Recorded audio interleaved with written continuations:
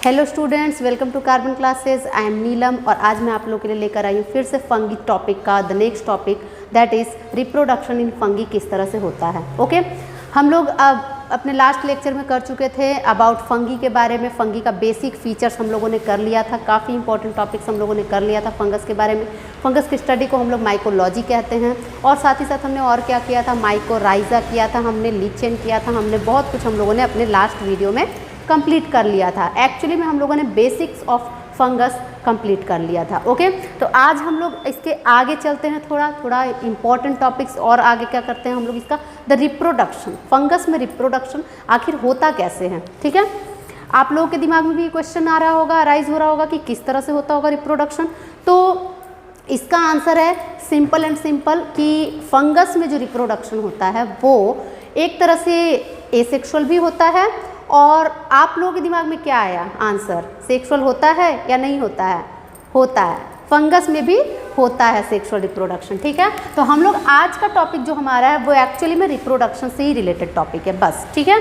तो reproduction in fungus, reproduction in fungus, जो कि आप लोगों ने पहले किया होगा ये टर्म, दैट इज़ कि इन क्लास 10th आप लोगों ने रिप्रोडक्शन पढ़ा होगा। ओके क्लास 10th में हम लोगों ने जो रिप्रोडक्शन पढ़ा था, हमारा जो सिलेबस था रिप्रोडक्शन फंगस को लेकर के,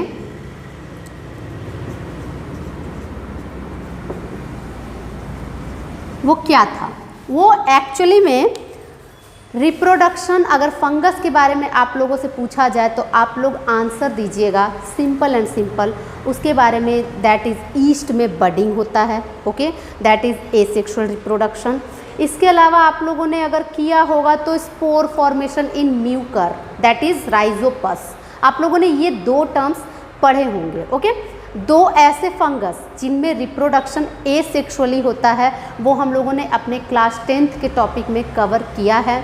बचपन में भी छोटी क्लासेस में भी हम लोगों ने पढ़ा है, लेकिन अब अगर आप लोग 11th क्लास में आए हैं तो थोड़ा सा एक्स्ट्रा हमें जानना है कि आखिर ये रिप्रोडक्शन किस तरह से करते होंगे, क्योंकि हम लोग एक पर्टिकुलर फंगस को ले रहे हैं। Okay particular organism that is fungus को हम लोग ले रहे हैं, जो कि एक बहुत बड़ा वेराइटी ऑफ किंगडम है फंगस। ओके जिसमें बहुत स्पेशल फीचर शो ऑफ होते हैं कि ये प्लांट लाइक होते हुए भी हेटेरोट्रॉपिक न्यूट्रिशन शो ऑफ करता है।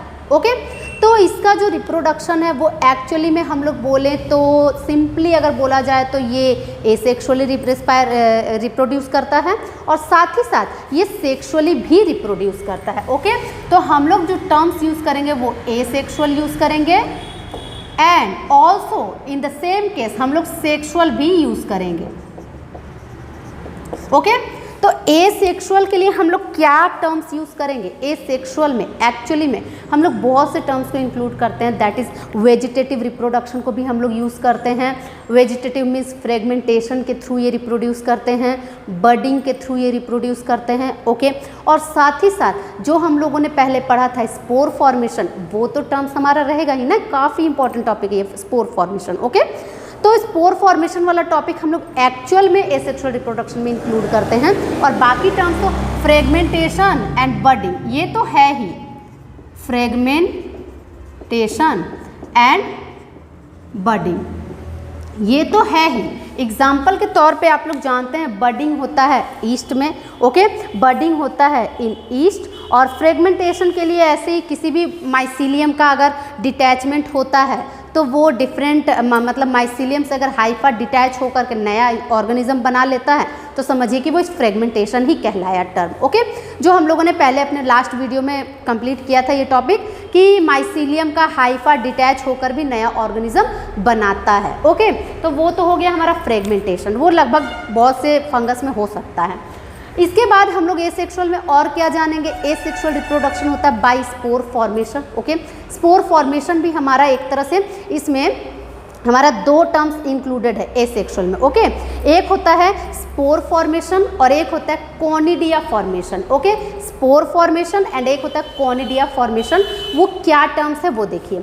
एक टर्म है हमारा स्पोर जो कि एंडोजेनियसली फॉर्म होता है। ओके एंडोजेनियसली का मीनिंग है कि इनसाइड द सेल फॉर्म होता है एंडोजेनियसली। अगर हमारा फंगस कुछ इस तरह से है, तो इसमें इस तरह से बॉडी उसका है, ठीक है। इसको क्या कहते हैं हम लोग, इस बॉडी को हम लोग कहते हैं स्पोरेंजियोफोर, ठीक है। इस बॉडी को हम लोग कहते हैं स्पोरेंजियोफोर। इसमें कई सारे स्पोर्स बनते हैं, उसके बाद ये स्पोर केस इसका बर्स्ट हो जाता है, तो यही सारे स्पोर्स ऐसे निकल के हमारे एटमॉस्फेयर में बिखर के फिर नए नए स्पोर्स, नए नए हमारे फंगस वो बना देता है। ओके, तो ये जो फॉर्मेशन हुआ स्पोर का, ये फॉर्मेशन कैसा फॉर्मेशन हुआ, ये हो गया इंडोजेनियस फॉर्मेशन। ओके, इंडोजेनियस मतलब inside the body, okay, inside the spore case इसका फॉर्मेशन हुआ, और जब इसको एसेंशियल कंडीशंस मिला, ये स्पोर केस बर्स्ट हो गया और कई सारे स्पोर्स हमारे एटमॉस्फेयर में फैल गए और कई सारे फंगस नए नए बन गए। ओके, ये था स्पोर फॉर्मेशन का टॉपिक, लेकिन इसी में हम लोग और भी कई टॉपिक्स को करते हैं, दैट इज कोनिडियोस्पोर। कोनिडिया क्या होता है कि इस तरह का हमारा फंगस है, इसमें इस तरह से कोनिडियाज बनते हैं। ओके, ये जो कोनिडिया का फॉर्मेशन हुआ, ये कोनिडिया का फॉर्मेशन हमारा एक्सोजेनियस इन नेचर होता है। देख रहे हैं आप लोग, एक्सोजेनियस, ठीक है, एक्सोजेनियस इन नेचर होता है, जिसके कारण ये अलग, जब भी इसका एसेंशियल कंडीशन मिलता है तो ये सारे कोनिडियाज अलग अलग डिटैच हो जाते हैं और नए नए हमारे फंगस बना देते हैं। ओके, तो इस केस में क्या हो जाएगा कि ये सारे कोनिडियाज बिखर जाएंगे और नए नए हमारे फंगस ये बना देंगे। ओके, तो सिंपली हम लोग इसमें दो टर्म्स करते हैं एसेक्सुअल रिप्रोडक्शन के लिए। एक टर्म होता है हमारा कोनिडिया फॉर्मेशन और एक टर्म होता है हमारा spore formation. Okay, spore formation में भी हम लोग दो टर्म्स करते हैं। स्पोर्स जो होते हैं वो दो तरह के होते हैं, एक होते हैं प्लांट लाइक स्पोर्स और एक होते हैं एनिमल लाइक स्पोर्स, ठीक है। वो सब कुछ हम लोग अभी कवर करने वाले हैं। पहले आप लोगों के लिए एक क्वेश्चन मेरी तरफ से कि क्या ये टर्म आप लोगों के लिए क्लियर है? आई थिंक कि एक टर्म आप लोगों के लिए क्लियर है। एक है स्पोर फॉर्मेशन, स्पोर्स एंडोजेनियसली फॉर्म होता है, और एक है कोनिडिया फॉर्मेशन जो कि एक्सोजेनियसली फॉर्म होता है। ओके, और एसेंशियल कंडीशंस में ये सब जब ये मैच्योर्ड हो जाते हैं inside the body, inside the spore case और आउटसाइड द केस, ठीक है। जब ये मैच्योर हो गए और एसेंशियल कंडीशन में तब ये बर्स्ट कर जाते हैं, निकल जाते हैं और पूरे एटमॉस्फेयर में फैल के नया नया फंगस बना देते हैं। ओके, ये दो टर्म्स थे, इन दोनों टर्म्स को हम लोग अब डिटेल्स करते हैं कि क्या है ये दोनों टर्म्स। ओके, तो देखिए अब हमारा एक पहला केस आ जाएगा एसेक्सुअल रिप्रोडक्शन के लिए। हमारा पहला केस आ जाएगा that is spore formation. Okay, spore formation में सबसे पहली बात कि यहाँ पे दो तरह के स्पोर्स बनते हैं। एक स्पोर होता है द एप्लेनोस्पोर्स और दूसरा वन होता है दैट इज जूओस्पोर्स। दूसरा वन होता है दैट इज जूओस्पोर्स। ओके, दो तरह के स्पोर्स हैं। एप्लेनोस्पोर्स ऐसे स्पोर्स हैं जो कि नॉन मोटाइल इन नेचर होते हैं। Okay, non motile in nature. तो नॉन मोटाइल है तो किस तरह के हैं? ये प्लांट लाइक हैं। ओके, और यही जूओस्पोर जो हमारा होता है वो मोटाइल इन नेचर होता है, तो ये है एनिमल लाइक। ओके, और ये बोथ स्पोर्स आर फॉर्म्ड एंडोजेनियसली, ठीक है। ये तो क्लियर हो ही गया आप लोगों का, क्योंकि ये स्पोर्स है तो ये बोथ स्पोर्स आर फॉर्म्ड एंडोजेनियसली। और साथ ही साथ इन स्पोर्स में जो हमारा इसमें एक और टर्म हम लोग कहेंगे मोटिलिटी और नॉन मोटिलिटी के लिए कि दे हैव फ्लैजिला और they do not have flagella, ठीक है। तो जूओस्पोर सिंस की मोटाइल है तो इसमें क्या है? Have flagella. ओके, और यही इन द सेम केस हम लोग इसको क्या कहेंगे? Do not have flagella. Okay, clear है टर्म्स हमारा। तो अब हम लोग इसका फॉर्मेशन देखते हैं। ओके, यहाँ हमारा फॉर्मेशन जो होगा वो कुछ इस तरह से होगा। सबसे पहले हमारा माइसीलियम बनेगा। ओके, इस तरह से ये माइसीलियम है। आप लोग जानते हैं mycelium are the filamentous structures. Mycelium grow करेगा तो माइसीलियम से क्या बनेगा, हमारा जो फंगस है वो बनेगा। फंगस में फिर क्या बनेगा, फंगस में कई सारे स्पोर्स बनेंगे। फंगस में ये है स्पोरेंजियम, ओके, स्पोरेंजियम है और ये पूरा इसको हम लोग कहते हैं स्पोरेंजियोफोर, स्पोरेंजियोफोर, ठीक है, स्पोरेंजियोफोर है, स्पोरेंजियम है। स्पोरेंजियम अगला केस में क्या हुआ कि बर्स्ट कर गया, ठीक है, यहाँ पे बर्स्ट कर गया तो सारा स्पोर्स बाहर जाने लगा, ओके। और अगले केस में क्या हुआ कि स्पोर्स हमारा अलग अलग हो गया, तो इसको हम लोग कहेंगे दैट इज स्पोरेंजियोस्पोर्स, स्पोरेंजियोस्पोर्स, ठीक है। यही है वो जो कि स्पोर्स के नाम से जाने जाएंगे, दैट इज आइदर एपेलेनोस्पोर और जूओस्पोर, ओके। तो ये था कंप्लीट इसका क्या बोल सकते हैं, life cycle, okay. Asexual reproduction का लाइफ साइकिल ये था। पहले तो माइसीलियम बना, the body is called mycelium. Mycelium develop किया फंगस में, ओके। फंगस में एक पार्ट था जिसका नाम हमने दिया स्पोरेंजियम और एक पार्ट था स्पोरेंजियोस्पोर, ठीक है। और यही स्पोरेंजियम जब बर्स्ट किया तो बर्स्ट करने के बाद सारे स्पोर्स बाहर निकले जिन्हें हम लोगों ने कहा sporangiospores. Sporangiospores are either aplanospore और जूओस्पोर्स, ठीक है। तो इस तरह से इसका पूरा स्ट्रक्चर कंप्लीट हुआ। अब इसके बाद हम लोग करने वाले हैं the conidia. What are conidia? Conidia के बारे में भी हम लोग डिटेल्स करते हैं, ओके। आप लोगों को क्या समझ में आता है कोनिडिया से? सबसे पहली बात जो मैंने आप लोगों को बेसिकली बता दिया, कोनिडिया क्या था। कोनिडिया था एक तरह से वो भी स्पोर्स ही हैं, बट वो फॉर्म कैसे होते हैं, वो एक्सोजेनियसली फॉर्म होते हैं, ठीक है। तो कोनिडिया कैसे फॉर्म होगा, कोनिडिया फॉर्मेशन ये कैसे फॉर्म होगा? सबसे पहली बात कि ये एक्सोजेनियसली होगा, ओके, एक्सोजेनियसली फॉर्म ये होगा। दूसरी बात, ये कोनिडिया जो है the conidia are formed at the conidiophores. कहाँ पे ये फॉर्म होगा? ये कोनिडिया हमारे कोनिडियोफोर्स में बनेंगे, ठीक है। इसमें भी हमारा माइसीलियम रहेगा। माइसीलियम डेवलप करने के बाद हमारा माइसीलियम के ऊपर बना कोनिडियोफोर्स। कुछ इस तरह से स्ट्रक्चर जो मैंने पहले भी आप लोगों को बताया था, कोनिडियोफोर्स। कोनिडियोफोर्स से क्या हुआ कि कोनिडियाज डिटैच हुए। कोनिडियाज जब अलग हो गए, कोनिडियाज, ठीक है, कोनिडियाज डिटैच हो गए और यही फिर जर्मिनेट होकर के माइसीलियम बना देंगे, ओके, जर्मिनेशन। तो क्या हमारा टर्म्स यहाँ पे यूज हुआ, दैट इज कोनिडियोस्पोर, कोनिडियोफोर्स, ठीक है।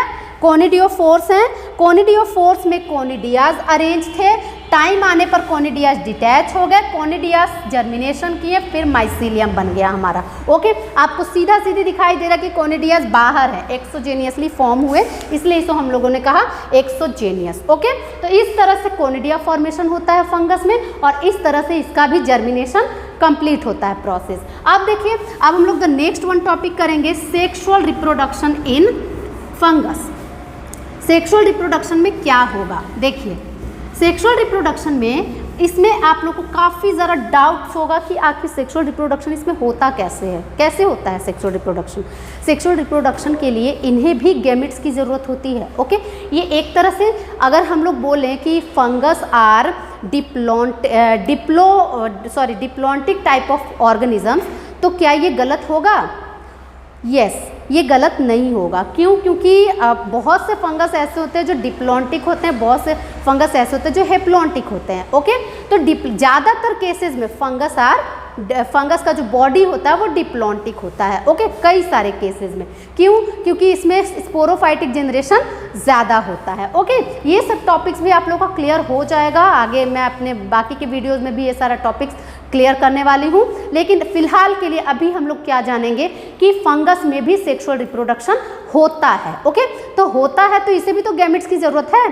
तो इसमें क्या होता है कि कुछ फंगस का बॉडी होमोथैलिक होता है, होमोथैलिक, और कुछ फंगस का बॉडी हेटेरोथैलिक होता है, ठीक है, हेटेरोथैलिक होता है, होमोथैलिक एंड हेटेरोथैलिक।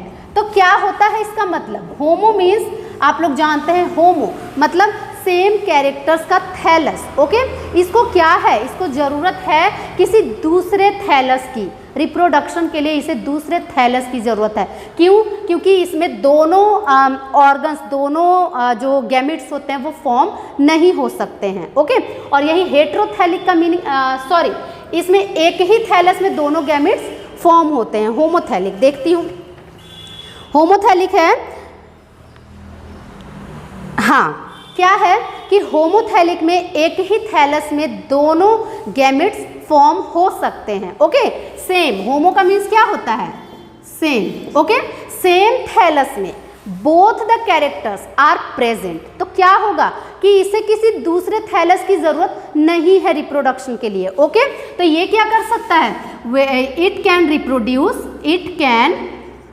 रिप्रोड्यूस विदाउट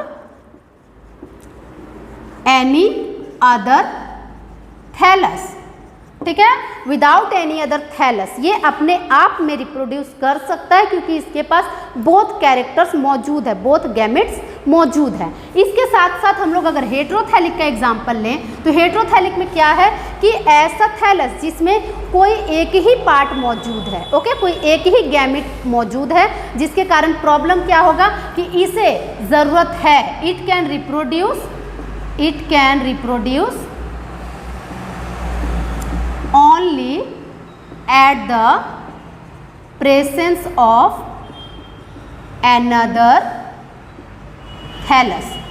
क्यों? क्योंकि इसमें एक ही पार्ट मौजूद है, तो इसे दूसरे गैमेट के लिए तो दूसरे थैलस की जरूरत होगी ही। ठीक है, इस तरह से इसे जरूरत पड़ती है हेटेरोथैलिक ऑर्गेनिजम्स को। तो इसमें हम लोग कुछ एग्जांपल्स देखते हैं। हेटेरोथैलिक ऑर्गेनिजम्स के लिए हम लोग देते हैं the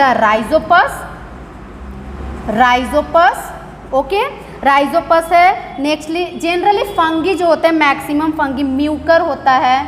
okay, Mucor, Rhizopus, Puccinia, ये सब हेटेरोथैलिक होते हैं। और यही होमोथैलिक के लिए हम लोग क्या एग्जांपल कर सकते हैं, that is Albugo Candida. Okay, ये तो हो गया हमारा थैलस के ऊपर टॉपिक।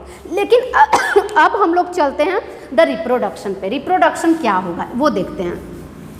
देखिए, इसमें अब होगा क्या कि इसमें जो रिप्रोडक्शन का प्रोसेस है वो कुछ स्टेजेस में कंप्लीट होगा। ओके, कुछ स्टेजेस में ये रिप्रोडक्शन हमारा कंप्लीट होगा। उन स्टेजेस को हम लोग कहते हैं दैट इज सबसे पहले प्लाज्मोगेमी, देन कैरियोगेमी। ओके, एक होता है सेक्सुअल रिप्रोडक्शन में दो स्टेजेस होते हैं, एक होता है प्लाज्मोगेमी और एक होता है कैरियोगेमी।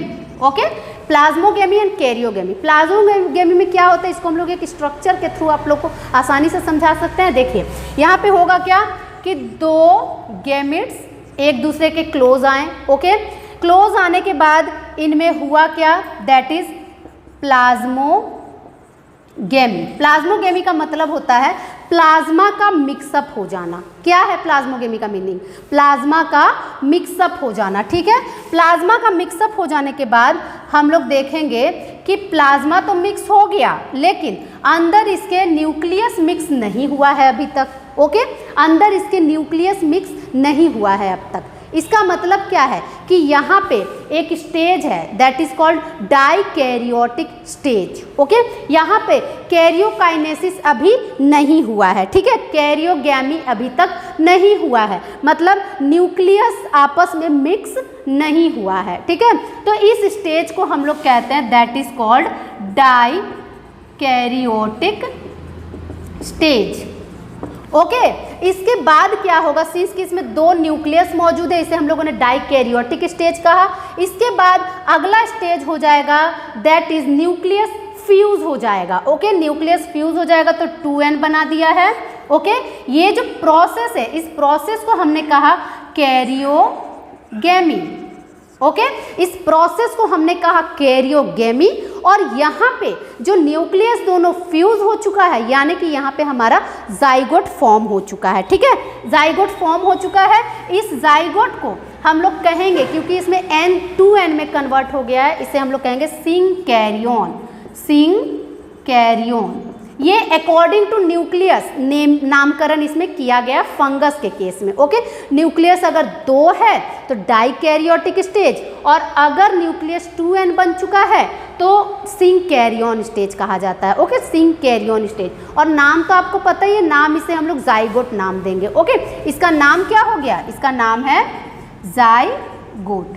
अब क्या होगा इस जाइगोट में, इस जाइगोट में अब मियोसिस होगा। Okay, meiosis means reductional division होगा। ओके, रिडक्शनल डिवीजन अब इसमें होगा, तो रिडक्शनल डिवीजन से यहाँ क्या फॉर्म होगा, देखिए यहाँ हमारा फॉर्म हो जाएगा N N N and N, ठीक है।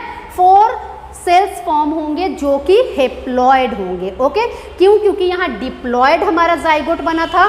डिप्लॉयड जाइगोट में जब मियोसिस होगा तभी हेप्लॉयड थिंग्स बनेंगे। ओके, हेप्लॉयड सेल्स बनेंगे विथ N न्यूक्लियस। ओके, तो इस तरह से हमारा ये प्रोसेस कंप्लीट हुआ, और यहाँ पे इस आगे के कंटिन्यूएशन को हम लोग कहेंगे मियोसिस। ओके, और इन्हीं में से फिर 2 जो हेप्लॉयड सेल्स हैं वो आगे चल के फिर से फ्यूज होंगे। ओके, समझ में आया। तो इस तरह से हमारा ये सेक्सुअल रिप्रोडक्शन कंप्लीट होता है इसमें, ठीक है। इसमें भी कुछ टर्म्स हैं हमारे, यहाँ जो प्लाज्मोगेमी है, प्लाज्मोगेमी को मैंने आप लोगों को इस यहाँ पे इस स्टेज में बता दिया था, फर्स्ट वन स्टेज प्लाज्मोगेमी, जिसमें प्लाज्मा का कॉम्बिनेशन हुआ। ओके, लेकिन सेकेंडली कैरियोगेमी स्टेज के लिए इसे थोड़ा रुकना पड़ा, थोड़ा वेट करना पड़ा।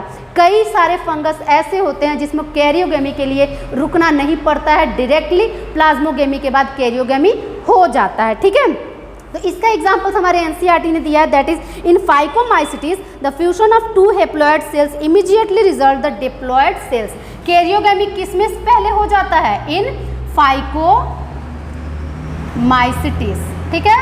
फाइकोमाइसिटिस में तुरंत हो जाता है, आफ्टर द प्लाज्मोगेमी कैरियोगेमी हो जाता है। बट इन 2 टाइप्स ऑफ ये फंगस ये प्रोसेस डायरेक्टली कंटिन्यू नहीं होता, डाइकैरियोटिक स्टेज रह जाता है 2 टाइप के फंगस में, दैट इज इन बेसिडियोमाइसिटिस